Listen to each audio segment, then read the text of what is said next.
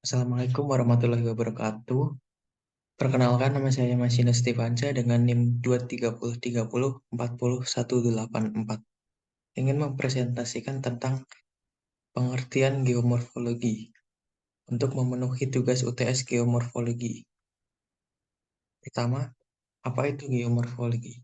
Geomorfologi adalah ilmu yang mempelajari tentang bentuk permukaan bumi dan perubahan-perubahan yang terjadi pada bumi itu sendiri. Geomorfologi biasanya diterjemahkan sebagai ilmu bentang alam.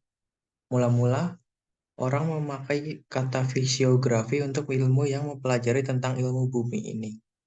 Hal ini dibuktikan pada orang-orang di Eropa menyebut fisiografi sebagai ilmu yang mempelajari tentang ilmu bumi ini. Hal ini dibuktikan pada orang-orang di Eropa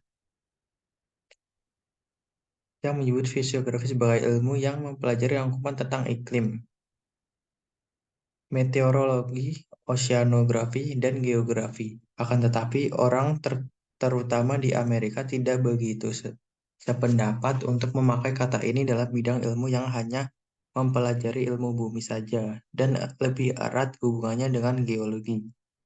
Mereka lebih cenderung untuk memakai kata geomorfologi. Ditinjau dari asal bahasa, geomorfologi terdiri dari tiga kata, yaitu geos, morfos, dan logos. Geos berarti bumi, morfos berarti bentuk, dan logos berarti ilmu. Sehingga geomorfologi dimengerti sebagai ilmu yang mempelajari bentuk permukaan bumi. Geomorfologi adalah bidang ilmu yang mempelajari bentuk permukaan bumi, morfologi atau bentuk lahan landform, atau bentang alam. Berikutnya, perbedaan antara bentuk lahan, bentang lahan, dan penggunaan lahan. Lahan, bentuk lahan, bentang lahan, dan penggunaan lahan adalah konsep geografi yang berbeda-beda, dan mereka mengacu pada aspek yang berbeda dalam pemahaman geografi fisik dan manusia. Berikut adalah perbedaan antara mereka. Pertama, lahan. Lahan adalah istilah yang paling umum dan luas merujuk pada permukaan bumi secara umum. Ini mencakup semua area fisik di permukaan bumi, termasuk daratan, air, dan bentang lautan. Lahan bisa berupa daratan, termasuk pegunungan, dataran rendah dan dataran tinggi, atau perairan termasuk sungai, danau, dan lautan. Kedua, bentuk lahan atau topografi. Bentuk lahan adalah bagaimana permukaan bumi terbentuk dan terdiri dari berbagai fitur fisik seperti gunung, lembah, sungai, dan dataran. Ini merujuk pada kontur dan konfigurasi permukaan bumi, termasuk elevasi, lereng, dan perbedaan dalam relatif tinggi rendahnya permukaan. Bentuk lahan memengaruhi iklim, vegetasi, dan drainase di suatu wilayah. Ketiga, bentang lahan. Bentang lahan adalah bagian dari bentuk lahan dan mengacu pada fitur-fitur fisik tertentu yang dapat diidentifikasi dalam suatu wilayah. Ini termasuk gunung, lembah, danau, bukit, tebing, dan fitur-fitur geologi lainnya.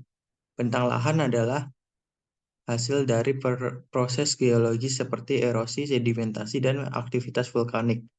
Dan terakhir, penggunaan lahan. Penggunaan lahan mengacu pada cara manusia memanfaatkan lahan untuk berbagai tujuan. Ini mencakup zonasi lahan untuk perumahan, komersial, industri, pertanian, hutan, konservasi, dan lain sebagainya.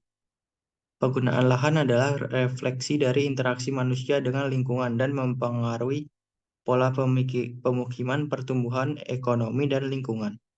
Jadi, sementara lahan adalah konsep yang lebih umum, bentuk lahan dan bentang lahan merujuk pada karakteristik fisiknya, sedangkan penggunaan lahan berkaitan dengan bagaimana manusia memanfaatkannya. Semua konsep ini adalah bagian penting dari studi geografi fisik dan manusia.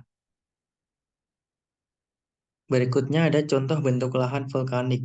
Yang pertama ada gunung berapi. Terbentuk saat lava dan material vulkanik naik ke permukaan melalui saluran di kerak bumi seperti Gunung Vesuvius dan Gunung Fuji. Kedua ada kaldera. Kaldera adalah cekungan besar yang terbentuk setelah letusan besar, misalnya kaldera Yellowstone dan kaldera Tambora. Yang ketiga ada kubah lava. Kubah lava terbentuk dari lava kental yang mengalir ke permukaan dan mendingin perlahan, seperti lava Butte. Keempat ada tufa. Tufa adalah batuan yang terbentuk dari material vulkanik yang mengendap dan mengeras. Contohnya ada tufa di Kapadokia. Kelima ada geyser, mata air panas yang meletus secara periodik seperti geyser Old Faithful di Taman Nasional Yellowstone. Keenam ada fumarole. Fumarole adalah lubang tempat uap air, gas, dan asap panas naik dari dalam bumi, seperti yang ditemukan di Gunung Aso. Ketujuh ada penggunaan punggungan dorsa. Punggungan terbentuk oleh aliran lava di permukaan bulan. Yang terakhir ada kipas lahan asal. Terbentuk ketika material vulkanik menyebar dari gunung berapi, seperti di daerah sekitar Gunung St. Helens.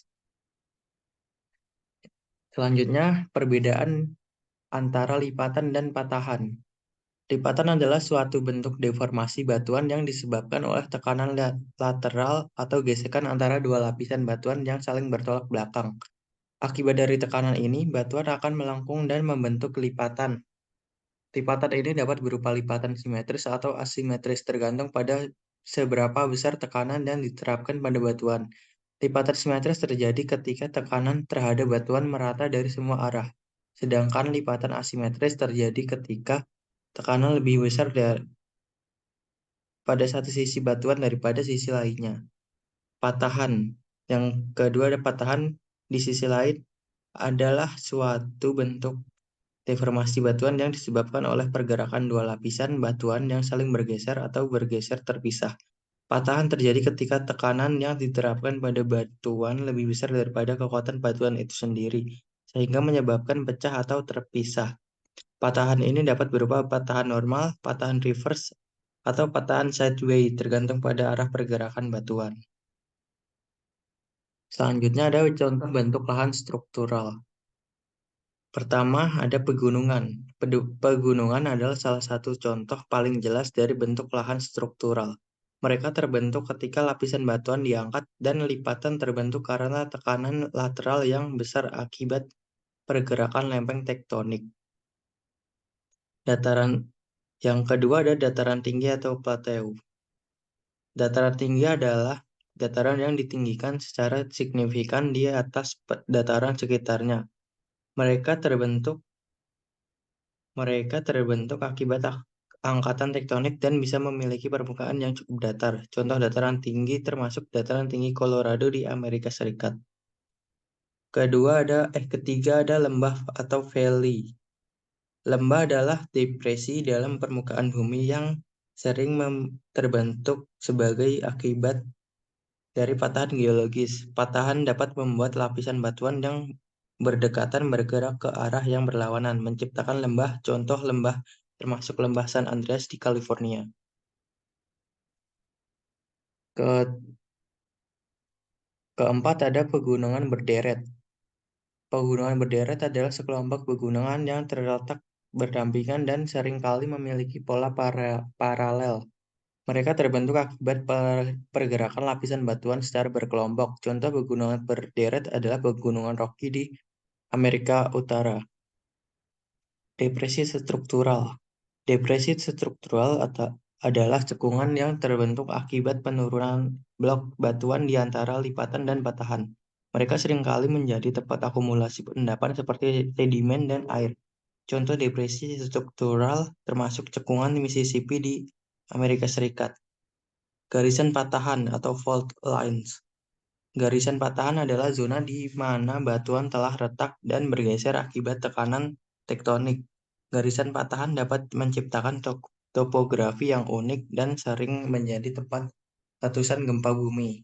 Contoh garisan patahan termasuk patahan San Andreas di California. Yang terakhir ada horse and graben.